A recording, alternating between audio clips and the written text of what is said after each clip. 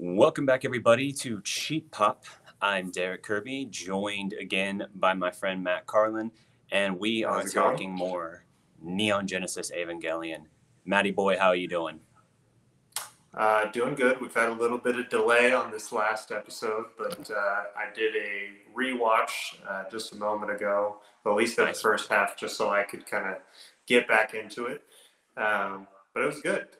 My notes on let's see, I think episode 17 are just bonkers. I might as well just took the script for the episode and just cut out what I didn't want because it's pretty intense. Yeah, 17 is going to have to be its own condensed thing as well.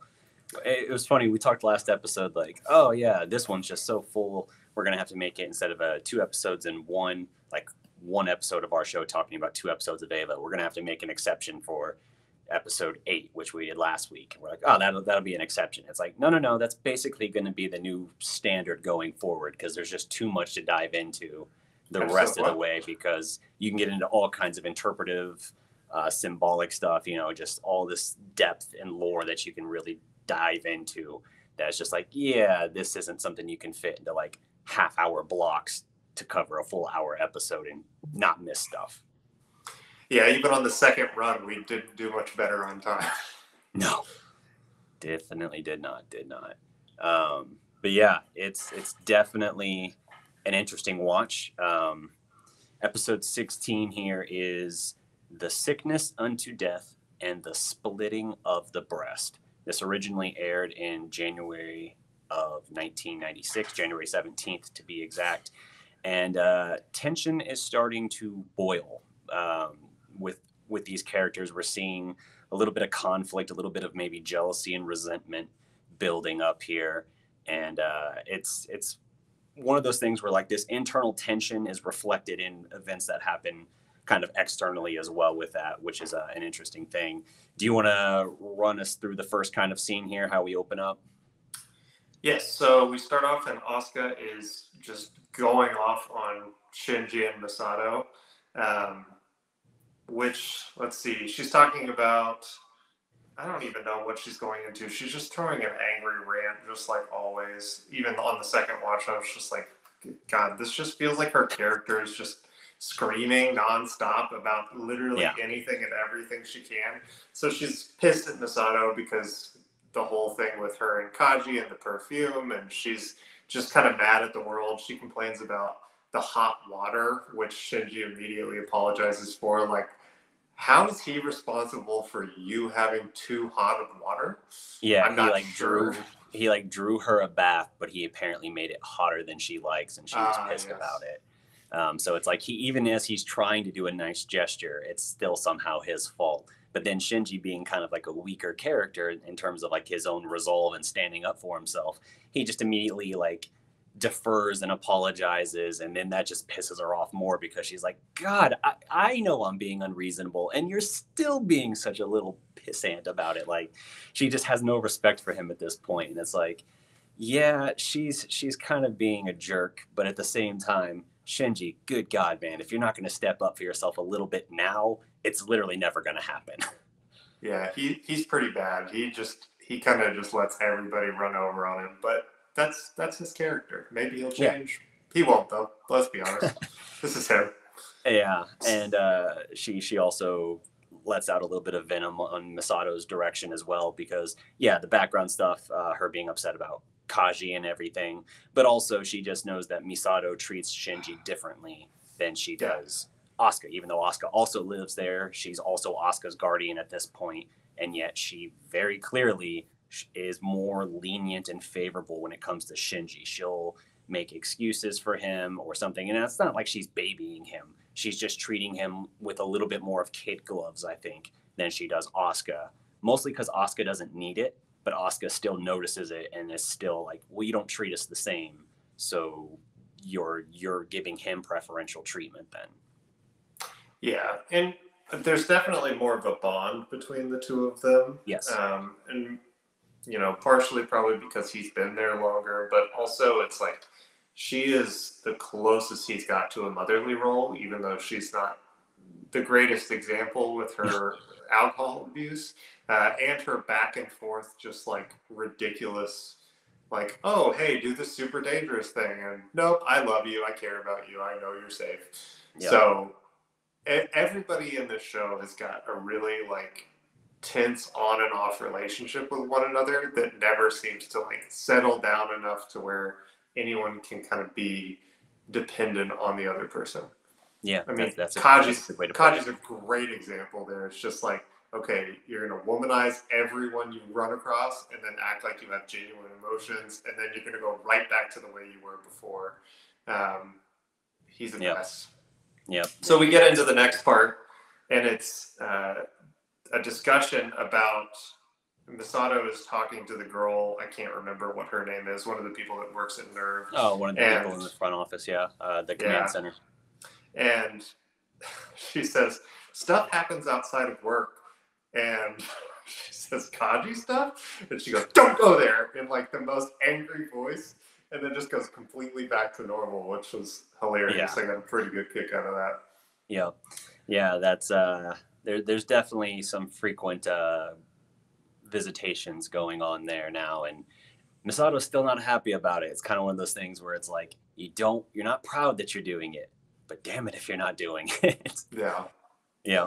So we get into the next part, and it's talking about Shinji's testing, or his sync rate, which he is. It's another harmonics test, yeah, which he is now #1, which he's thrilled about. I mean, he's just loving life right now, and Asuka's throwing a fit about it, as always, because she's not #1. Mm-hmm. You so also got to think too, like how much of a gap he's closed, because even the last time we had one of these scenes, he was like 50 points behind her. So like he has really closed the gap in a hurry. As far as that, like he was making improvement before, but she was still quick to say like, oh, he's still like 50 points behind me in terms of his metrics. Now he surpassed her, and everybody is immediately heaping praise on Shinji, calling him a natural at this and everything. And she doesn't get that kind of support. When she had the best scores, she didn't have people raining and heaping praise on her. And so not only does her whole identity seem to hinge on being the best at this sort of thing, at being an Eva pilot and being recognized as great, but now the person that she's growing to just kind of detest because she thinks he's like pitiful and everything is now surpassing her, and he's getting the attention she wants, the validation she wants. And so, yeah, she's pissed about it. Yeah. And she tries to bond with Rei a little bit, which is never a good strategy. No, it doesn't ever work out. I mean, it's like bonding with your computer. It's never going to get there. Yeah. Not yet, at least. Yeah. Yeah. It's funny because as you were saying that, I immediately went to the Joaquin Phoenix movie in my head, Her or whatever. He's like in love with the Siri iPhone voice. Yeah. And then you Scarlett Johansson in your ear. I think a lot of people can understand. That's fair. That's fair.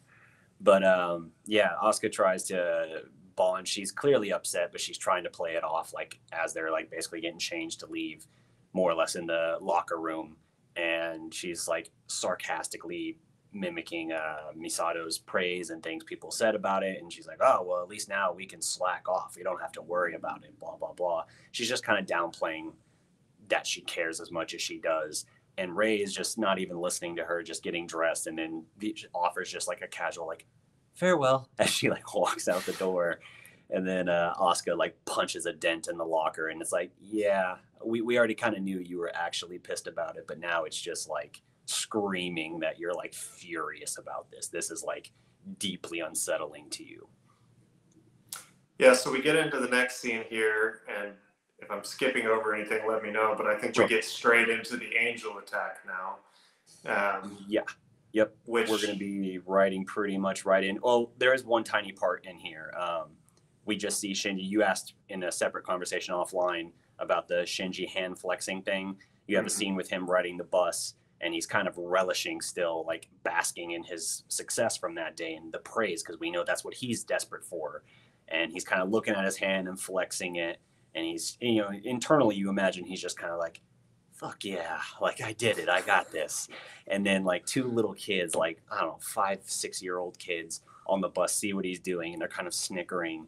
and he looks up and he is so immediately defeated. He's like so fragile that two children like half his age, not even like a third of his age, snickering. He doesn't even know what about. He's like, oh, it's bad that I'm proud of myself. Like he's so fragile in that way.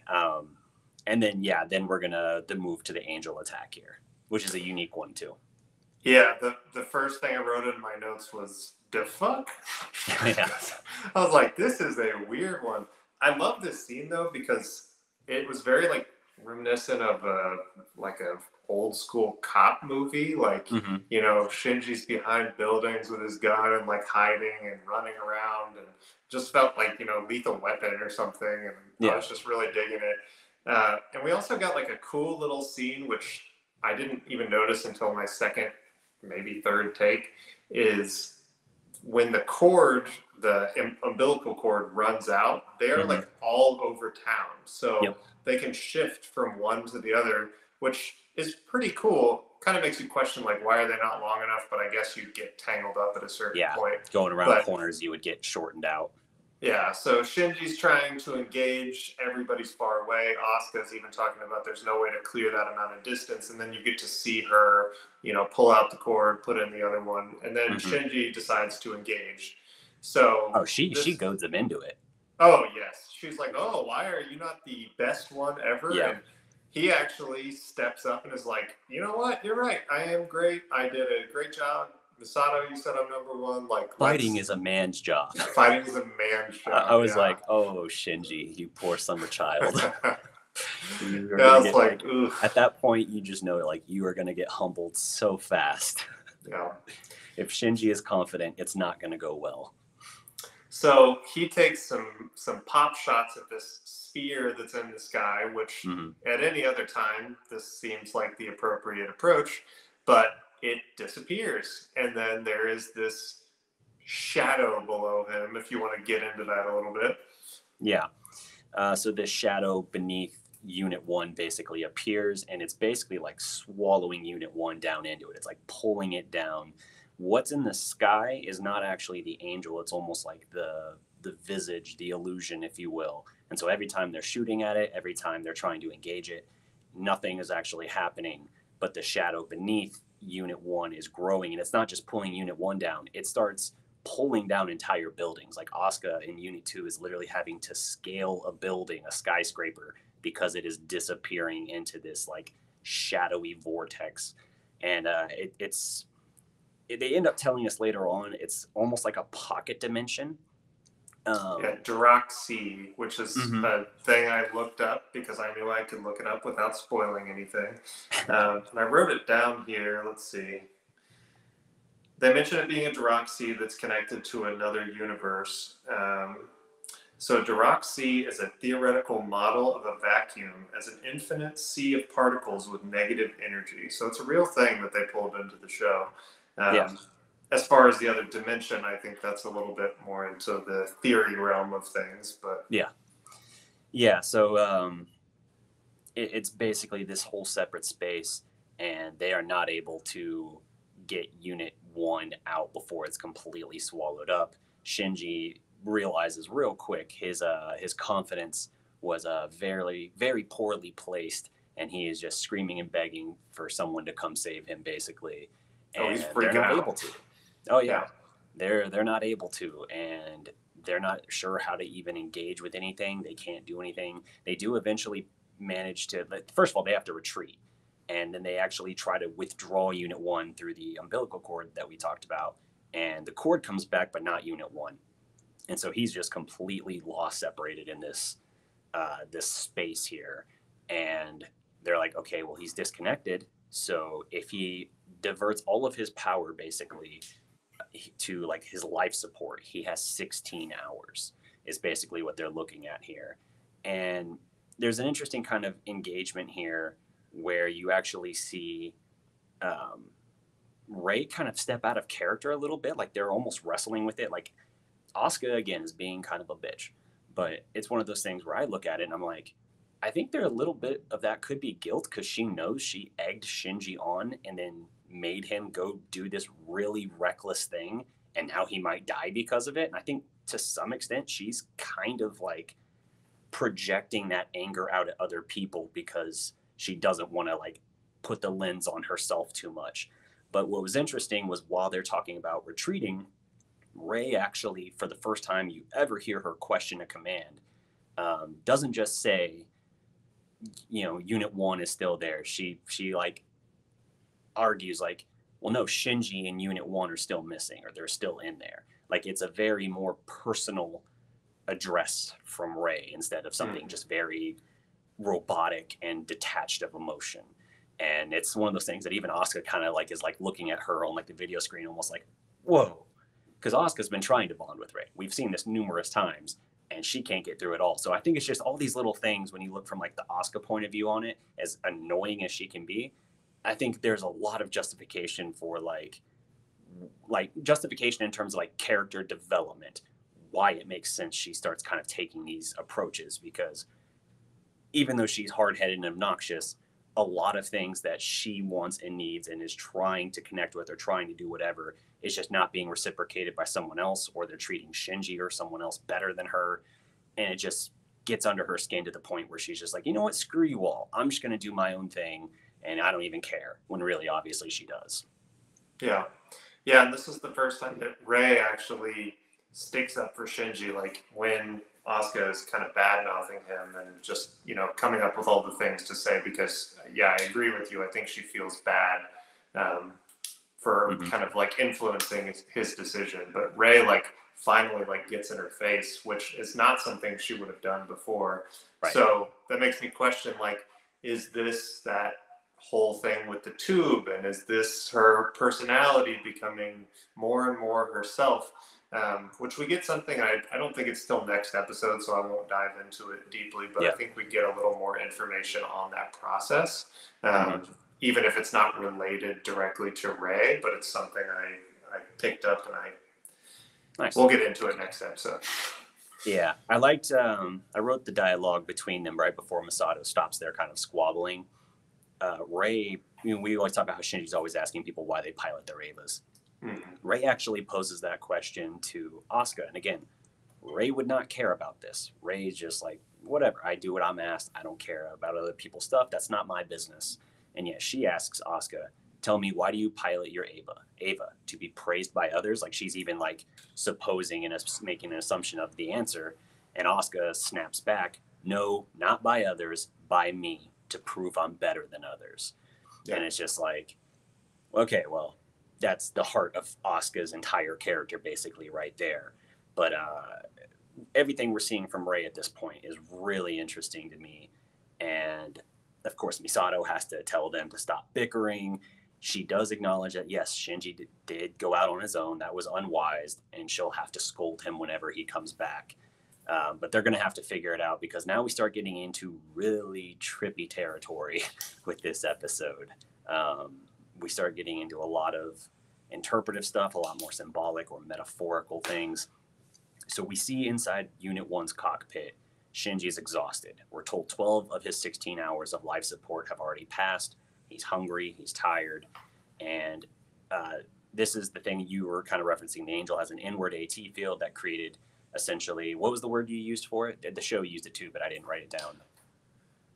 Are you talking about the explanation of Diraxi? Yeah, the Diraxi. Yeah. That was the word I was looking for. Theoretical model of a vacuum as an infinite sea of particles with negative energy. Very interesting. And they mentioned it being like 3 nanometers thick with a diameter of 680 meters. So it's like, it's almost nothing, but inside of this nothingness is another universe, essentially, which is where Shinji is located right now. Yeah, and it's interesting, too, because we really start to see, the last episode ended with Misato catching Kaji and seeing, obviously, Adam down in the basement of NERV, essentially. And so we know, like, okay, she's really going to be questioning stuff. And you get kind of an interesting heated exchange between Risuko and Misato here, where basically Risuko is basically like, she is not going to put emotional attachment to any of this at all. She's basically like, the phrase she uses is that the life of the pilot is immaterial. Like their entire plan is they're going to drop all 992 into mines into the heart of the Angel, which again, as you said, is like a nanometer. Like I looked up something on it. Someone calculated the mathematical chance of success for this thing based on like the dimensions discussed in this, and it's 0.000000018% chance success rate. And I'm like, again, this show likes to play. I gotta tell you, that lines up. Yeah, likes to play with stupid slim odds that always work out. But I'm like, I think you might be pushing your luck a little bit. This is a little ridiculous. And they make clear like, yeah, we know that we're probably going to be bringing back, even if it does work, we're going to be bringing back scraps of Unit 1.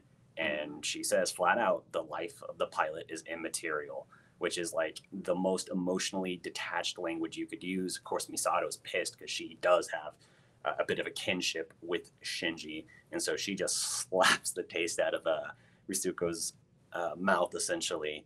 And Risuko basically fires back saying that Shinji's imminent death is because of Misato's negligence, and that she better never forget that. So I think it's one of those things too, where as much as we might say like, oh, that's cold, Risuko, I think she does care, not to the depth that Misato does, but I think she's almost like retreating behind the mind of the scientist, trying to be unemotional and logical, and now she's lashing out in that kind of way of like, hey, don't make me the bad guy here. I wasn't the one that made the call. You ultimately give him the commands or let him go do this thing that blew up in your face.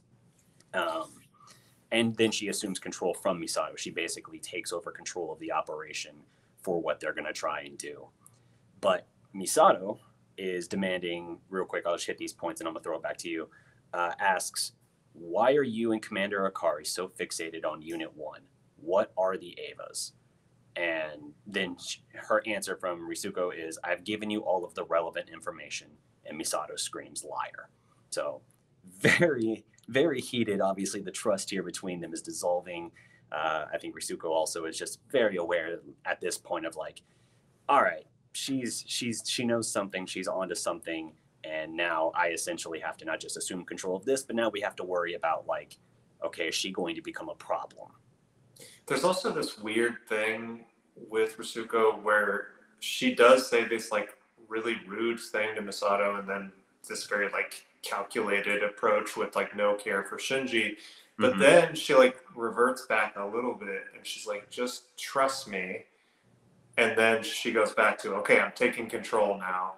But it's like this little piece of her comes out every now and then, almost as if she's being watched, to the point like if she doesn't follow the right steps, like she's done.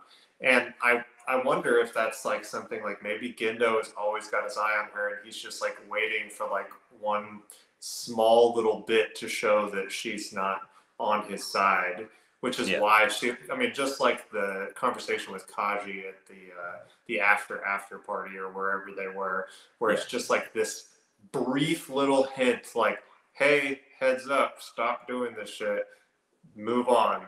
Yep. No, that's a good point. That's how I felt here. I was like, I feel like there's a reason she's being the way she's being, and it's not just like this cold, calculated behavior. But then I'm also like, I don't know, maybe I'm wrong. It could go either way. Yeah. Meanwhile, you have Shinji still locked in the cockpit of Unit 1. He notes that the water is turning dirty and beginning to smell like blood, to which he starts to panic, and he's banging on the door. He's begging for help, from basically screaming for anybody that might even hear him or be able to help. It's brutal too. Like he is absolutely flipping out. And this is, I would say this is the first time we've had a pilot actually like really lose it. Even like Asuka, when she was almost sure that she was going to die, there was acceptance in that. Oh man, this is how it goes. Like, this sucks. But Shinji is like, I mean, this is very reminiscent of like a scared child. Like he is absolutely terrified. He's screaming for his, he's screaming for Misato. He's screaming for Gendo at this point, just like trying to Rei, like Asuka, anybody. Anybody, please help me. I'm like so scared. Yeah. It was pretty heartbreaking. It was a pretty sad scene to watch, honestly, and like you really feel the like fear that he's feeling in that moment. Hmm. Yeah, and you would think about it too, like, oh yeah, they're 14-year-old kids, like they have no idea, like they're going through and doing what they've been told to do, but they don't really have the real world grasp of their own mortality necessarily. Mm. When all this is going on as well, you have Misato kind of lost in thought, pondering the Second Impact, the Instrumentality Project, Adam, and how basically just wondering like how many things am I still in the dark about at this point? Things that are like hugely important. It's just kind of one of those things of like for how dedicated and focused in her career she's been and how far she's advanced, how little she actually knows is just like a jarring thing and something where even Risuko, who she considers like her very best friend, one of her oldest friends, before either of them were in Nerve, how they've grown a divide. And now it feels like Risuko is one of those people also actively hiding things from her. So interesting sort of stuff here. Back in the shadow realm, as we'll just call it for simplicity's sake, we start to get into the interesting sort of metaphorical stuff. So Shinji's mind, we see Shinji conversing with his inner voice, which is basically like a little child Shinji, which we've seen in flashbacks before. That stretched collar, striped shirt, and they're riding on a train, which is a metaphor that Evangelion uses a lot, riding on basically the tram or whatever, and those seats just kind of facing each other and talking. So we have this conversation between Shinji and his inner self, and Now, did you get that this was his inner self when you were watching this, or because when I immediately kicked off, and I'm still a little like back and forth, but I got that this may be the angel like trying to, I don't know, talk to him, which we get into a little bit at the next episode. It's like, is this the angel? Is this him? Is he losing his mind? Is he hungry? I was going to lead to that, but since you got there, yes. Yes, it's the angel. So he's engaged by this basically little kid Shinji version of himself, and Shinji initially asks like, "Well, who are you?" The voice answers, "Shinji Ikari." He's like, "Well, no, you're not. I am." And we get into kind of one of these things here. This is a sort of metaphor that, a metaphor that Hideki Anno explores multiple times, not just in Eva, but even in other works. Kind of this idea of the self and how like within yourself you have your own perception of who you are, that version of yourself, but to other people who know you, they have a different perception of who you are. And so a version of yourself almost exists within the mind and heart of all these different people. And so it's kind of like, what is the actual self? Because the way we perceive ourselves is not necessarily the truth. It's just the one that we're most familiar with. So we're kind of working into that. But what I like about this scene, and again, as you said, it's the angel.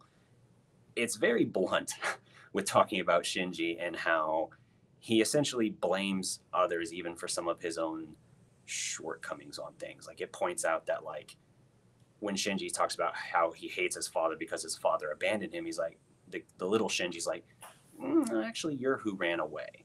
Like you're the one who showed weakness and, kind of being pitiful. You ran away. And he's just saying, here's a quote here.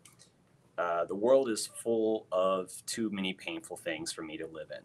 So Shinji basically is almost like talking about why he wants to run away from painful things, and there should be nothing wrong with that. And the angel says, you can't just pick out enjoyable moments of your life and daisy chain them together. So it's kind of an interesting thing here. I would argue that Shinji's life is so unbelievably painful and miserable that there's no way. If those are the happy moments, he's got a very bad batch to work with, and you should just let him work with whatever he can. But yeah, the idea of not just hiding and running away, shutting down or turning off from things that aren't enjoyable or aren't pleasant, but facing them because that's part of the overall experience and like recognizing reality. You know what I mean? How did you sort of take that? I mean, he's definitely, it's really hard to like see the other side of that for him because he does struggle through like so much. Now there's like, there's plenty in his life. I mean, I guess we focus on the bad parts of his life more than anything else because you have to assume like he's going throughout most of his days, and maybe these are supposed to be. Is every episode supposed to be back to back, or are we supposed to just see the angel attacks? I don't think it's like one day and the next day. I think it's like we're just touching on the eventful moments in it. So I think we're on like episode 16. This is. I imagine it's not like it's day 16 of him doing this. I think it's like probably the course of close to a year, maybe at this point, because I do think that maybe it's less than that. Maybe it's like 6 months, but it's the span of months. We're not talking about days where these are all just back to back to back, just relentless. Yeah, I assume time is passing. You know, bonds are being established beyond what we see on screen. Like he's going to school, he's doing things with his friends. Like we can't assume that everything we see is everything there is. So I think that there are probably a lot of things in Shinji's life that are just normal everyday things, but he does and we do spend a lot of time like focusing on all of those little aspects that he finds is like, oh, there's my praise, there's this. But then we also get to see all these horrible events happen to him that to anyone else would scar them for the rest of their lives. And it's really like interesting to the line about talking. It's who you're comprised of is two of yourself, the self that is seen by others and the self that observes that act. And I understand like the self that you're, the personality that you're putting out to other people and that they see. But I guess I never really thought about like observing the way that you think people view you like in real time. Like I just figure like you're being that person and then they're choosing to make an opinion on you based off of like how you're acting. But yeah, this is like talking about, and I think this makes sense for his personality, is like every move he makes to somebody else is something that he's constantly evaluating as it's happening, trying to determine like who am I and who did I give them? Like who are these two separate people that we have? And just talking about all the different relationships that he's got and how everyone views him a little bit differently. I mean, just taking like, Misato and Asuka have two very differing opinions of him. Not that he's a different person, but they get to see different sides of him and have developed their opinions based on different interactions. So like Asuka's more like, you're weak, you're fragile, whereas Misato's more like, oh, you need love and care, and like you've been lacking all of these things. So it's like even though it might be the same thing, it's a completely different perception, which I like. I thought that was a cool little tidbit to throw in there. Yeah, they're gonna start going into a lot of like when they really start peeling back the onions and like the layers of the onion to look at these characters. There's all kinds of interesting, almost psychoanalytical, interpretive elements you can look at where you start to kind of understand these characters. And it's not just Shinji. We're going to see other characters and similar examinations, but obviously Shinji will get the most in-depth, being the protagonist. In the real world, meanwhile, not in this just little discussion on the train, his real life life support is hitting 0. So he's basically having his hallucinations deepening here as he's essentially, you got to think like being deprived of oxygen. Essentially, he sees his child self watching Gendo walking away from the train station that day, which is, again, I'm always a little unclear of that, because if he ran away 3 years ago, then why do we have this image of Gendo leaving him at the train station? I guess I assume that's the day Gendo started essentially at NERV, and even though he didn't like outright abandon him that day, like that's the day that he kind of stepped away from Shinji and never was the same towards him again. I guess that makes sense, kind of thinking about that now out loud. But you have these different like sound bites and blurbs with like newspaper headlines and stuff talking about investigations into Yui's death, basically accusations that Gendo is being investigated for Yui's death at the time. And Shinji is kind of like, I don't know if you'd say in denial about it, but he's like, no, that's not right. My mom was happy. So we get to this point where Shinji is, on his last leg, and he actually finally starts to embrace death, would be the way I would put it. He really like accepts that, like, okay, this is the end. Hmm. And then this weird scene happens where his mom shows up, and she is Ghost Mom. Yep. And I don't know what I thought about this at the moment or thinking Hmm. about it further, but what are your thoughts without spoiling what happens in the future? Okay. My thoughts. I'm trying to take my mind back to that moment when I first watched it. Um, my immediate thought went to what we talked about with Risuko's mom and the consciousness being in the Magi. I thought, okay, is something of Yui in Unit One? And that's where my mind went, was wondering if it's all Shinji oxygen deprived mind, or if there is something there, because something seems to protect him, because they tell us later on in the real world, well, it's impossible that he's still alive because he's been completely without his life support for an extended period now. So Hmm. something has kept him alive. And through this almost like protective whatever of this ghostly visage of his mom, which he immediately recognizes and says, like, mom. So it's not like us making an assumption of like, oh, that kind of vaguely looks like what I've seen of Yui. Shinji recognizes as much, that it's his mom, even though he's told us in the past he doesn't even remember her face. So that was the line of thinking my mind had, is like, is this another thing where some kind of human consciousness or something exists within a Unit 1 in some point? I wasn't sure. That was the theory I had at the time. And then the visage of the ghost sort of disappears, and we see that kind of child Shinji offering a red ball to Shinji, and he takes it. Now, because we've said this is the angel, the red ball is the core. The angel is basically, I don't know if you say like admitting defeat or whatever, but Shinji basically did not succumb to it, and even though he was helped, and this results in the angel essentially being defeated, in Unit 1 basically being able to break free in like one of the most visually satisfying badass moments in the series. Bloody, bloody, bloody, bloody. Wow, so much blood. Yeah, he burst through this thing with just this insane amount of blood. Yeah. I can't. I'm gonna say blood 30 more times because there's so much blood. But um, I wrote here that, like, which I don't think I picked up on the ball thing being the energy source. That Mm-hmm. makes total sense. The core, yeah. Uh, so feel that do you feel that that was the angel saying, like, here is your freedom, like, go back to the world? Or do you feel like that was Shinji's hallucination at this point?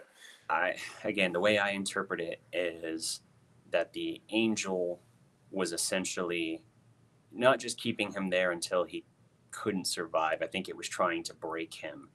And as he's lost in despair and giving in and accepting death, some force, apparently, again, if we're going off of what's imagined or hallucinated versus what's actually happening, I take it as he is protected in some way by his mother, and that almost floods him with hope, um, and a will to live.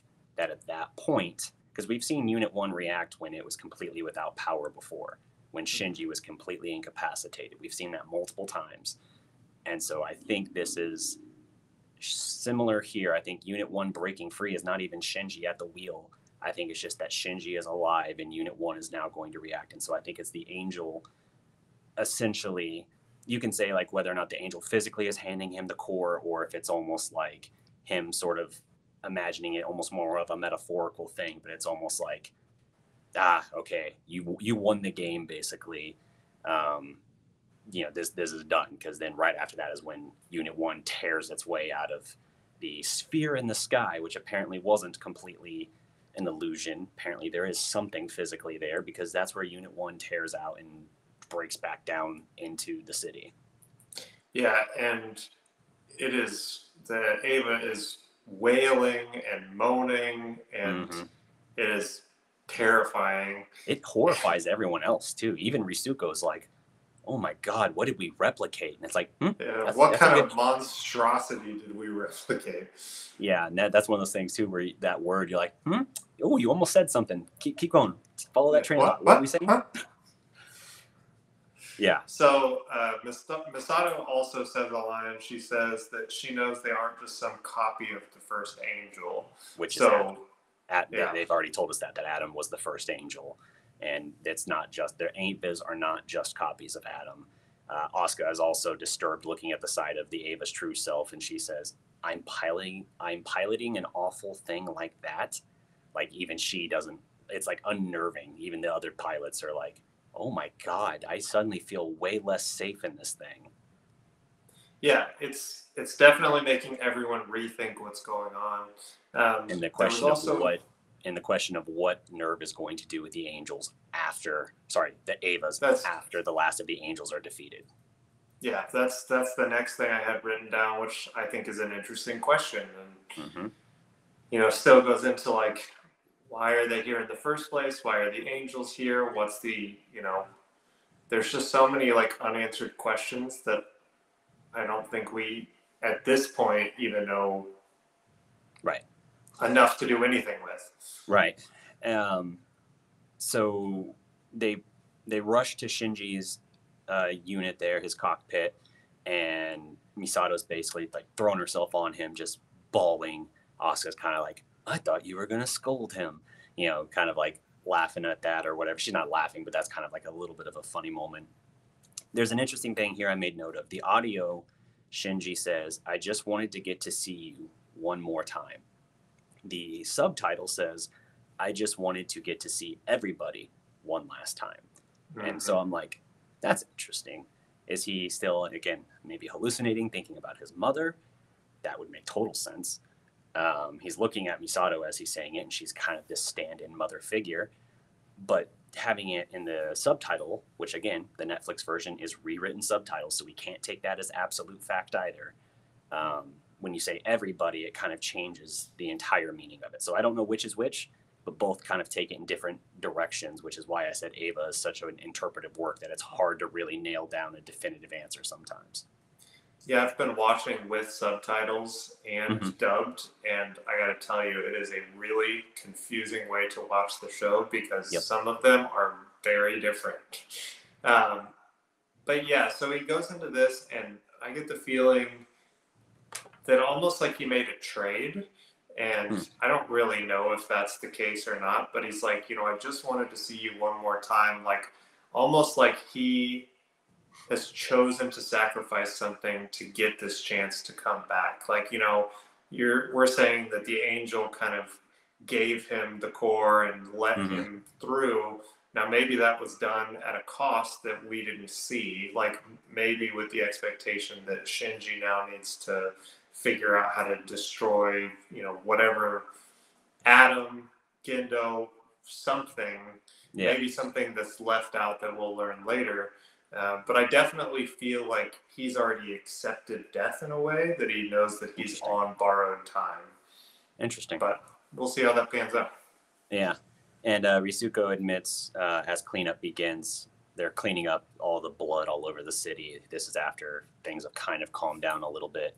She admits in her kind of internal dialogue, I've never felt more afraid of an Ava than I did today. Are the Avas really our allies? I worry that they despise us. And that's what I talked about before when I used the white blood cell analogy, that they probably don't even like that pilots are injected into their back, essentially. And it's almost like the harmonics testing and all of that is trying to figure out how to stay one step ahead of it. Otherwise, the Avas could reject the pilots, which is what happens when they rampage, not when they go berserk. I mean, you could say the berserk thing, but Unit 1 never goes berserk in a way that's detrimental to Shinji. Whereas like Unit 0 would rampage against Rei, against Shinji, whatever. I think if anything, that line, when I rewatched the episode, I was like, oh, I feel even smarter with that analogy several episodes ago now. I was like, I was onto something. And I think we know how Unit 1 was Yeah. created and is so different at this point. I think Hmm. it's pretty obvious. Shinji's mom had sex with an angel, and that's how Unit 1. And of course it killed her. Um, and we have Risuko telling Gendo she thinks that Misato might be starting to suspect something, to which he always says, like, I see.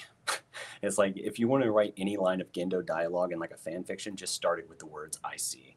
I see. That's fine for now. Like, all right, interesting. Yeah, not worried about that just yet. We'll see how that pans out. Yep. And she goes on to say, if Shinji or Rei ever found out the secret of the Evas, they would probably never forgive us. That is such an interesting line. And now you're like, oh, Shinji and Rei, but you don't say Asuka. Interesting. They told us that Unit 2 was not compatible with 1 or 0. Yeah, so would never forgive them, which Shinji, okay, I'm with that, and I'm with where we've been so far. But when they involve Rei in that, I'm like, whoa, why would that affect Rei? Mm-hmm. So yeah, all kinds of new questions here. Which we're still on the Rei mother clone situation, but it's like, why would she be pissed about this thing, or why would she never forgive them? Why would Rei ever be mad or anything about anything? Like Rei of all people, I wonder if Shinji's mother like knew that this process existed, or knew that this like form of consciousness could be transferred, and was like very opposed to it. But when Gendo realizes that she was like gonna die, or did die, that he chose to do it regardless of her feelings about it, because he didn't want to lose her. And maybe that's why she would be upset, is because like, hey, I never wanted this. I never believed that this was like the true form of a human being that we could really replicate. It was just like a piece of a puzzle, but it's not the same thing. It's like it's something mimicking the way you used to be. It's not your consciousness. It's a program that's pretending to be you. Kind of like like the dummy plugs. It's like, it's not really Rei and Shinji and Asuka. It's a fake version to get enough information from them where they can trick someone into thinking that it's them. Yep, agreed. So the episode ends with Shinji again waking up in the hospital bed. Actually, Rei is at his side, which is also kind of unusual in itself. She tells him to get some rest and that they'll take care of things. When Shinji then says thanks, but he's actually feeling pretty well, she's like, oh, well, I'm glad to hear it. Which again, as we keep talking about, like, that's not a very Rei reaction or answer. Same sort of thing there. And even Shinji kind of looks at her like, I'm sorry, you're glad about something? Oh, you have emotion. And it also kind of echoes something that, again, off of that train of thought, it echoes sort of what the visage of Shinji's mother seemed to say when he was in that state of limbo earlier. Just something about that, the wording was similar enough that even Shinji kind of reacts to it. And I was like, okay, I didn't imagine that. Interesting. And then as Rei is leaving, the door slides open and you see Asuka is there eavesdropping, and she kind of is like surprised and jumps back behind the edge. And Shinji kind of laughs like, huh, that's funny. But then like as he's like kind of covering his face to smother the laugh, he smells his hands and he gets real solemn, and it's like, I can't get rid of the smell of blood. Which again, interesting questions that we keep kind of going into. Based on the end of the last episode, we know the LCL comes from Adam. It's Adam's blood, and the inside of the Angel, or the cockpit and everything, he even kind of talked about how as it was getting filthy, essentially, it smelled like blood. It's a good one. It was good. I really enjoyed it, and I enjoyed the next one too. So I'm excited to get talking about that. Although I feel like we're gonna have to carve out a significant amount of time to discuss. We'll figure it out. We'll try and run it back in a day or so. But that pretty much wraps up the time we got for this one. Great episode. I enjoyed it. I'm extra eager to talk about this next one as well. We'll try and get that in the next day or so recorded.